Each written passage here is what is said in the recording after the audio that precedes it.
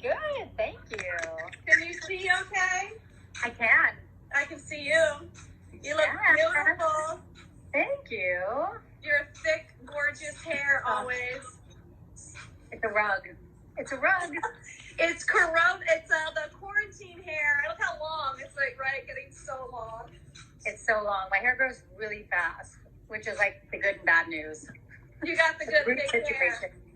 Hi, Julia. We're just going to wait for a few more people to join us. We have a special guest today. Super excited about our co-director, bard creator, choreographer, the one and only magical unicorn. Yay, super excited. Thanks for joining us today. Kendra, hello, you guys. Olivia, yay, so many people. Yes! Hi.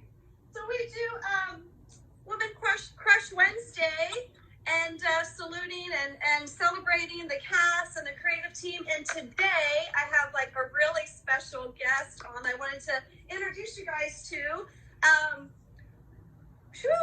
Let me see. We started out as dancers, colleague dancers, worked at 40 Deuce together, Deep together. You were in the original Cherry Boom Boom at King, and then went on to do, of course, Rouge Follies and so many other things. Jane's Addiction and Luke Bryan and Sierra and tons of commercials, Target and Toyota. I mean, just crazy, amazing career. Along with that, creating the Bard apparatus, and of course, coming on as co-director and choreographer for Cherry Boom Boom for Vegas and the Los Angeles chapter that we did in 2019. So just wanted to let everyone know, just so much of what you've done and that we're so excited to have you on. It's been so amazing to come full circle with you and be creating and collaborating on Cherry Boom Boom. So welcome, everyone. Yes. The one and only magical Lisa Eaton. Yay! Quarantine hugs for everybody. Yes. Oh my goodness. This is very different than what we were doing, of course, in the live theater in Vegas, because we're dark right now because of the quarantine. Yeah. And I think that a lot of people don't realize that we had to redo the show basically in every venue because it was completely different in the venue, and we created a very immersive experience. So it was like recreated like 3 times: Harvell's, Long Beach, Santa Monica, and then in Vegas as well, right? So this is very different for us than being like live theater every night, which you and I grew up doing in the clubs 40 Deuce and Deep, which gave us a great advantage for this platform that we're doing right now. But I just wanted to get everyone a little bit of your background, Lisa. Like, where are you from, and where did you study, and when did you come to LA? How did you get started as a choreographer? Thanks, Liz. It's so good to be here. Yes, Cherry Boom Boom. I adore you, and I feel like the first job we did together. This is my memory. Do you remember Why Do Fools Fall in Love? Yes. I have that picture on my wall. Yes. I was like baby of babies. And I feel like that's the first time maybe you and I worked together. Was it really? Wow. Yes. Because I feel like I've known you forever, Yep. But the funny thing about that picture, Lisa, that I have is you and I have dark red hair. And you have red hair. I was blonde. You were blonde. I was red. Oh my God. Is that crazy? So that's the first job. Wow. Yes. Wow. What an amazing. My first one that I remember with you, for sure. Yeah. And that was fun. So many years. I mean, I'm so glad that Cherry Boom Boom has obviously an Instagram. Of course you guys do. Of course we do. And that we can still somewhat stay in contact with each other. I know that for me, I am on my phone. I don't even want to look at the hours. You know how it gives you like how many hours you've been on your phone? Well, yes. What I do like is that our community still feels connected. I still feel like I'm watching, the girls posts that are in the show, past and present cast. And it just makes me feel like, even though we're all separated, that we are still connected by our art, and that, you know, this isn't going to last forever, even though it does feel like that right now. Right. Yes. People are going to be on stage again, hopefully sooner than later. And it just like, it's such a great space to like connect. And I loved seeing Melanie, I think it was last week or maybe the week before, I'm not sure. 2 weeks ago, yeah. Yeah. And it's just like an incredible group of artists that, you know, are under, you know, Cherry Boom Boom and trying to keep this show going and immersive and like pushing the boundaries. So I'm so glad to be here. Thank you. Yes, of course. Well, you know, what's interesting about this time is, yes, I mean, immediately that switch when March 15th, when everything shut down, right? And we were doing, I mean, so well in Vegas and so well in that room and really busting out of that space at the same time, you know, new opportunities coming, but making the best with the situation. The show was just get such a great buzz. And so the thing about this is that we always wanted to let people get to know more of the cast and the creative team, but we were so busy doing the show that we didn't get a chance to. So this is like the perfect opportunity. And I'm really glad about now people can meet us personally, get to know the cast, get to know the process that so many dancers ask about when we had that audition in Vegas too. Like, how do you become a Cherry Boom Boom? How do you get involved in the show? What does it take? Of course, I'm always telling them what I look forward to, and also with your classes, taking the bar classes, the apparatus, because it's such a mixture. What I really love about Cherry Boom Boom and the people, the creatives, the choreographers that I brought on is, like I was saying with Mel, everyone's very different, but really complement one another. You know, I really like what everyone brings, and together it feels like we build on one another, you know. Ruby, hey. Yes, I know. But we thought this is a great chance for people to get to know us more, you know, and what it takes to get that boom effect, you know. So tell us a little bit about my journey. I actually went to school out here in Los Angeles. I went to Loyola Marymount, which I know there's been like graduates over the years out of their dance program. That's where I started. I actually started dance late. I grew up as a competitive swimmer. I'm a Pisces. All the girls know that, but if you don't, oh my God, Pisces. And I grew up in the pool. Swimming before school, after school, and I grew really fast. So I was like the biggest in my 6th grade class. So what that did for me in swimming is that I was winning. I was in the Junior Olympics from 5th grade through sophomore year of high school because I was one of the bigger kids. And so I really got used to winning. And then everyone else started growing. And in swimming, you kind of max out your potential. So once you get a certain size, you can maybe get, you know, things there are measured in hundredths of seconds. So once I kind of like hit a wall with like how good I was going to get, I could maybe get a little bit better, but that was it. Right. And so I joke about like, I love swimming when I was winning. And then I started like getting like not placing as high and then like it was just brutal. I was like, no. So I didn't continue swimming in college. And what I found in college was dance. And I loved it. So I don't come from a typical dance background. I'm lucky, hey Mel, I'm lucky that I'm athletic. And so and I'm really super flexible. And what's really good for me too, and maybe someday I'll relate to this, that when people tell me no, that's like fuel and energy for me to then keep going. So I had someone tell me in Loyola, oh, you'll never be a professional dancer. You started too late. And that's the only thing that made sense to me. Like I found a language that I couldn't speak very well in the beginning. Like I was like, what's happening? Right. But I found a language that felt good on me. Like that it was something that I felt in the pool. Like it felt like home. So, you know, cut to, I auditioned for Edge Scholarship. Hey, Bill student. Yay! A little shout out to Bill and Randy and Carol Connors. And so I auditioned for them. Amazing. And I was the last one they picked because I think they saw potential, but I was obviously far behind technique-wise from everyone. And that really helped. My scholarship year was Scott Hislop. He's still teaching. Steph Landwehr, of course. She was the best. Steph is just such a beautiful dancer. Her musicality, next level. She teaches at Pace now. Or no, I'm sorry, not Pace, AMDA. And so I was just with like an incredible group of dancers that I was like living, breathing dance, like 24 hours a day. I was the first one to get a job off scholarship. I did a not surprised for LA Gear. So Skechers was LA Gear before it was Skechers. No, but I worked for LA Gear too. I know. Yes.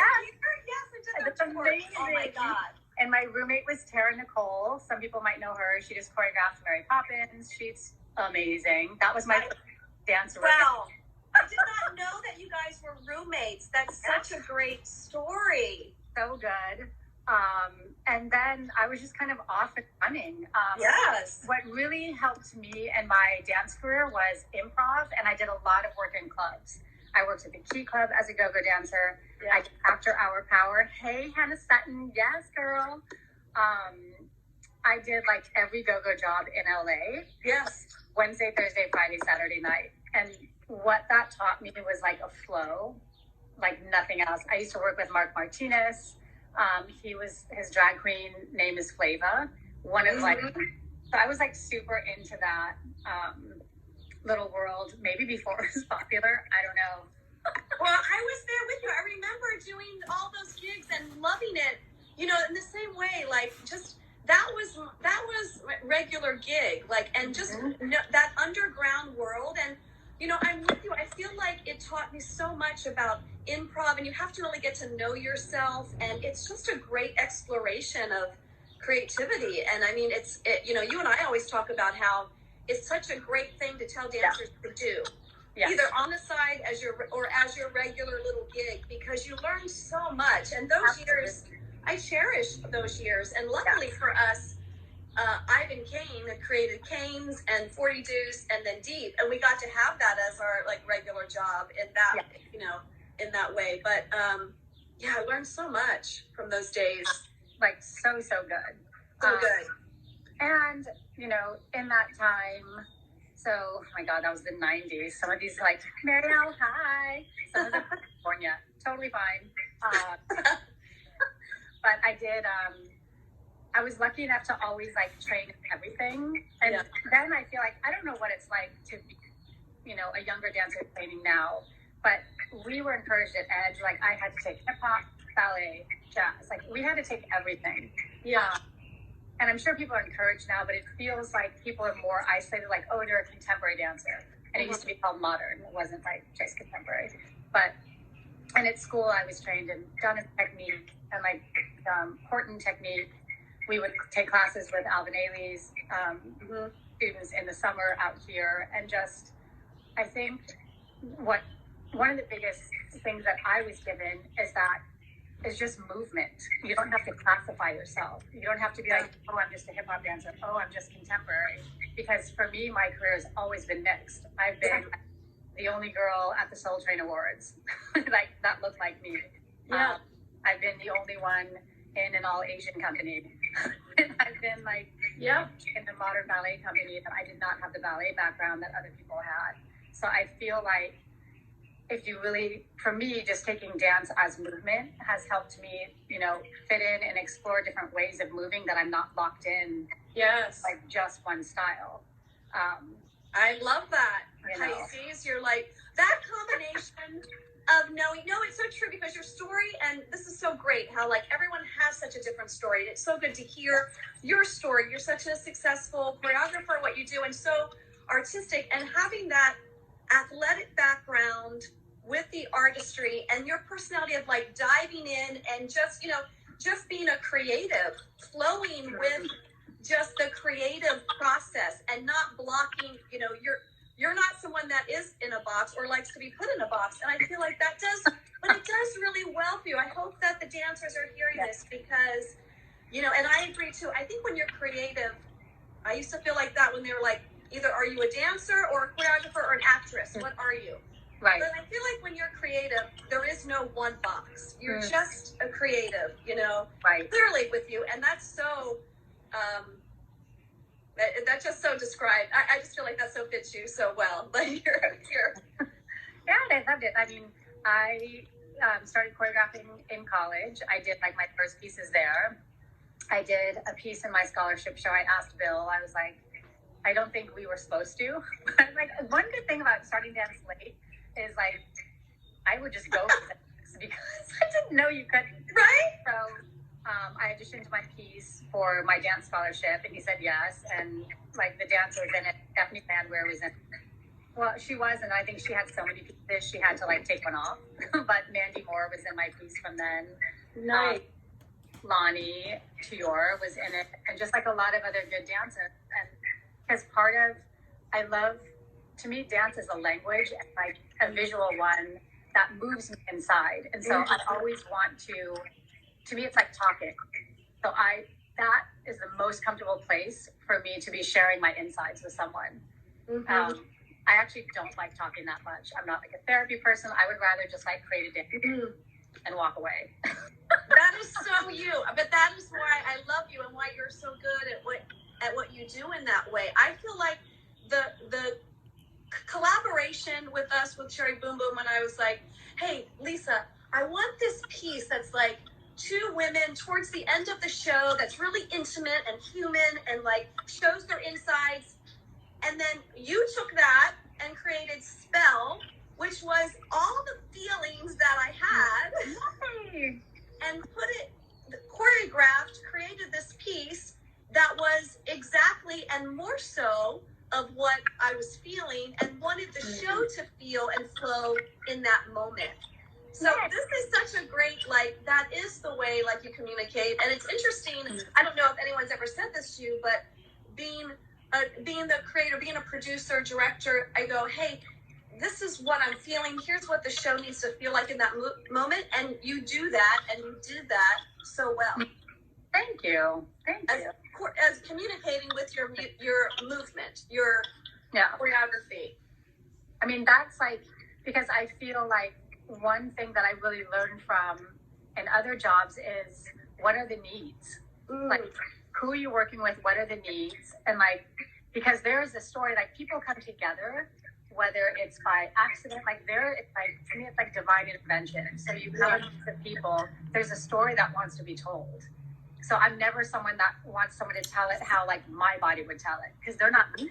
Like, you know, so it's like you have a show that you have a story that needs to be told. You have these elements, these gorgeous dancers. I mean, I know some of them are on. Hey, Madam Boom Boom just joined. Yes. But you have these like incredible artists as part of your show, and they have, so you have like, it feels like this kind of like Pandora's box that like the outline is there, and then how do we fill that in? But you don't fill it in a two-dimensional way. You fill it in so people can then eat all of that, expand it, and then you have to share it with an audience, or like we're eating by ourselves in the closet. Absolutely. No one to like really have an energy interchange with. And so I know in Spell that you reference, like when people watch that number, wherever it is, the whole place goes quiet because everyone is within that journey with those two women, and they're all interpreting it in their own way. And has felt that moment. And I'm so glad that Leia is on, because she assisted with the creation of that number. Yes. And hi, Leia. Yes, absolutely. And all that. And I love that you mentioned that, because, of course, you know, creator, producer, but I love to collaborate with people. I'm not like, here, just do it the way that I say do it. Of course, there's a vision, there's something that I want out of it, but I'm so open to choreographers and, as you know, artists, and I love artists that are there to dive inside and help create the moment as well, because I really feel like in the creative process, it's not just one person or one thing that's happening. I do think magic happens in the moment, you know, if we're all in it for that bigger picture. And I feel like that certainly happens with Cherry Boom Boom over and over again with Katie and Kalea were there, and the girls from the very beginning, Bounce and Sarah, along that journey, and then it evolves to this new journey, and just being there with all the artists that are so incredible. And that's been one of the things that you and I have talked about. Like, they're all sort of stars within themselves, but as you know, I like to work like company ensemble as well. Mm-hmm. And you feel very much like that too. Like, it's surprising that people would be so surprised that you don't have like this, background from 3 or 4 years old, because obviously your legs, forget about it. You look like you've had technique since you've been like 3 years old. So, really quick learner, and obviously amazing. Well, I'm obsessive. Like, if I want something, I'm super obsessive, which is, it is what it is. Well, you're a hard worker. You're a hard worker and you go for it. But also that training at Edge, which I always love, it has that company kind of feel. Yeah. That I feel like we have within Fairy Boom Boom. There's an understanding that there's something, like you just said, that's bigger at hand, bigger than all of us individually. Feet. Oh, yes. Amazing feet. Like, how did she get those amazing feet? Like, my mom claims my feet. She's like, you got your feet from me. So, yes, Mama. Maureen Elena, shout out. So good. Yeah. So good. Yeah. Yeah. Yeah. So for some of the dancers that are on, Erin, hi. We always talk about when people ask me, dancers ask me, how do I get into the show? And I'm like, well, I love, technically trained dancers come from a theater background, so there's an emotional part as well, storytelling. But also, have you seen the show and have you taken Lisa Eaton's bar class? Because it's such a huge part of it. And just tell the dancers a little bit about like what you need to be able to do your class and how that came about, creating Bard. So I have wanted to teach class. I love climbing on things. I love my experience when I would improv in clubs and do all my work at 40 Deuce, because 40 Deuce, it was improv. Some people maybe had a number, like they would hit things. I can't hit the same thing twice. You would pay me $1 million, because for me, improving in the moment, it's what am I feeling?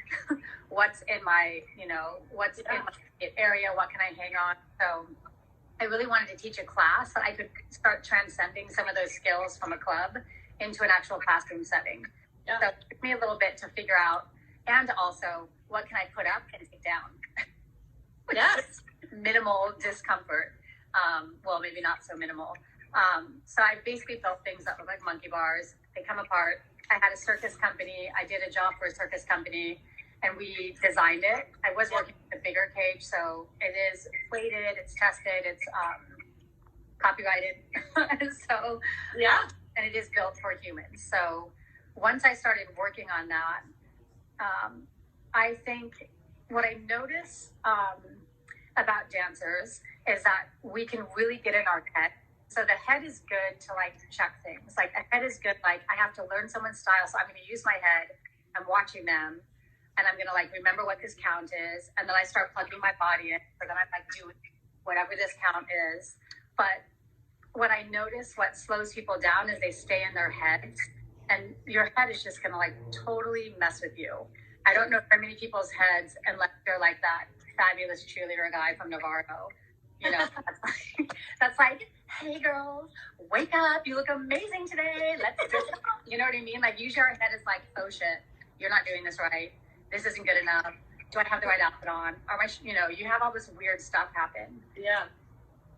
What I notice is when I improv or when I follow music or when I'm using hand feet like on the bars, that you can't stay in your head if you want to flow. So, and one of the things I look for in a dancer is if they can flow out of their head, I want to watch the story they're telling. When someone's in their head, to me, it's just excruciating because we're not watching their magic. We're watching the critic. Yeah. The internal critic. And so, and that's not why we're in a human form. Yeah. We're here to like transcend that and like take the critic off. I'll talk about like, I have to take off my head. Yes. Sit over here. Yes. Like, yes. Turn it yes. off. So good. Yes, So yes. And then because I think dancers have something to say with their whole body. That's how they're speaking. So I don't want to watch your head leading it. And so for me, if a dancer's like, oh my God, how do I get boom? Obviously, they have to have technique. Tavares has some amazing numbers in there, and he teaches all the time. Melanie has some amazing numbers in there. She does as well. So I would take their classes, and then you have to be also a soloist. Yeah. Want to do Cherry Boom Boom. And if you're a soloist, you need to hold a room. Yes. Like that. Hey, Bobby Dagger. Cherry Crush. So, like, you know, how do you hold a room? Yeah. You can't do it if your head's in charge. So to start, you have to start working in a classroom or working without your head being in charge. And for me, you follow your improv. So when I teach in Bard, there's always a combo, but I really encourage people to get out of their heads. I'm like, I don't care if you don't hit on the one. Yeah. Because what I care about is that they start to trust their own flow. Because now you're opening your communication. Yeah. And open. And oh my God, you got interested. Yeah. Like, I don't want to, you know, Yeah. I don't want to listen. When we listen to our shadow self, it's not as interesting. No. It feels restrictive and it feels like, Yeah. Yeah. Well, what I love about all of this is that even though I come from a very different background, you come from a different background, but where we've met, the way that we work the process is the same, is very similar, because it's coming from a feeling kind of place, you know? And then, of course, you have to structure it into choreography. You have to be part of the group. Yeah. But those days at 40 Deuce, you know, so much, we were put on the spot. We had to hold the room. And that's why I feel like those kind of experiences, we were thrown into the fire, and you had to find a way, right? To lead the room and to hold the room. And it was such great experience. And so if there is a way to, you know, find how you can be a soloist, how to, you know, harness that energy so that when it's your turn to be a soloist, that you can hold the room. And then at the same time, be able to be a company member to support the other soloists, the other stars. But exactly. It's interesting because no wonder we click because we without speaking it, our process is the same of how we are getting there, how we're performing in the moment. Definitely not through the head when the music turns on. Definitely through a feeling. Yeah. Exactly. And speaking of music, I see Jason, who did my music in college. Incredible composer. Jason, hi. Welcome. We are, yes. And music is a big part of it, you know. Yes. And also, like, one thing I love about music, it should obviously help tell your story. Yes. And I think that's what's so incredible about Cherry Boom Boom is like this range of music where all of these soloists are allowed to like come out and play. Like one of my favorite solos, Boys, like one of my favorite solos ever. And it's like ranges with each girl that does it. It was set on Britta, who is insane. I don't know if she's on, but just that you can see how it really like develops a character in people. And Jersey has been killing this in Vegas. Hannah has done an amazing job in Boys. I loved when we had, what's her name? I'm blanking her name. The fabulous, Mariah's doing it now. Mariah's doing it. Yeah. I'm thinking of Long Beach when we had I'm like blanking her name. And I can't look her up on Instagram because I'm on Instagram. It'll come back to me. But just watching people like step into like the solos in Cherry Boom Boom and having fun with them and like unleashing them on the world is fun for me. Like so fun. Well, and that's the part of the I know that I brought in the commedia. The chalet. Yes, chalet, Slade. Yes. Bringing in that coming from a theater background, bringing in the commedia and the viewpoints and the theater style that I work in.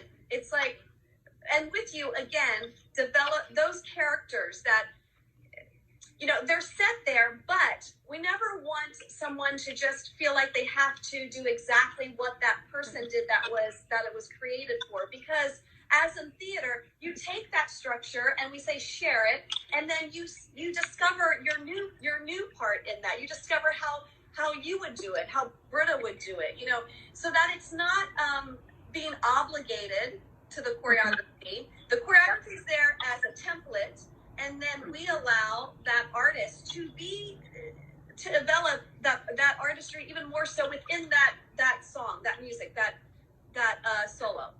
Exactly. And then what I love is that you will find different tricks, amazing tricks on the bars and on the ceiling, and create what works for them, obviously. Yes, definitely. And so where did you learn all of, and I know we did at 40 Deuce, like we were just finding things out in the moment, like on the pipes that were above us. But since then, you certainly have grown so much with all of your aerial work. So where did you train and study all of your aerial work as well, Lise? Sorry, you got frozen for a second there. Are you still on? Did I lose you?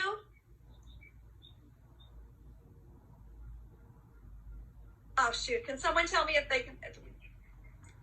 She'll be back on in a second. Sorry. Sometimes because, we're all on Instagram Live these days, it is overwhelmed and it gets stuck, but she will come back on in a sec. Hi, Danny. So good to see you. Hi, Chris.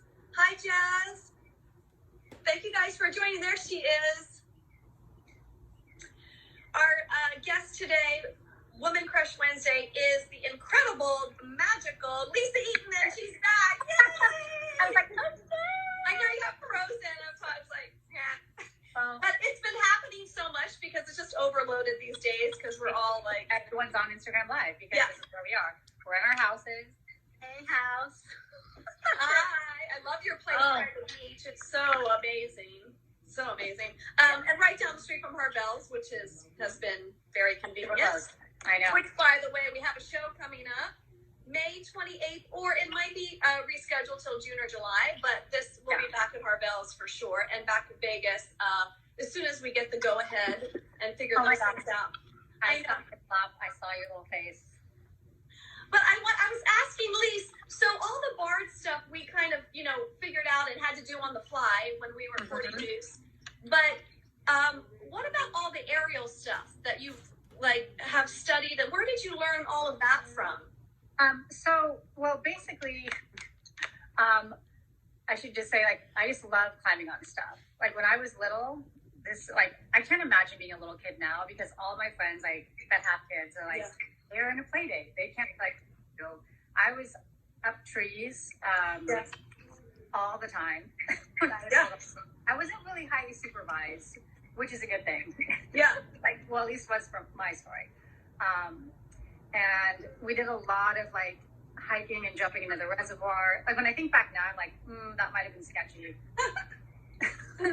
But one of my first jobs I did was for Sebastian Hair Products under Robert Labella.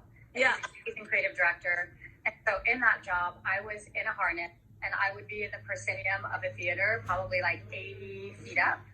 And I would be the opening of the show. So I would fly down. It was on a hand rig in my boyfriend's crawling underneath.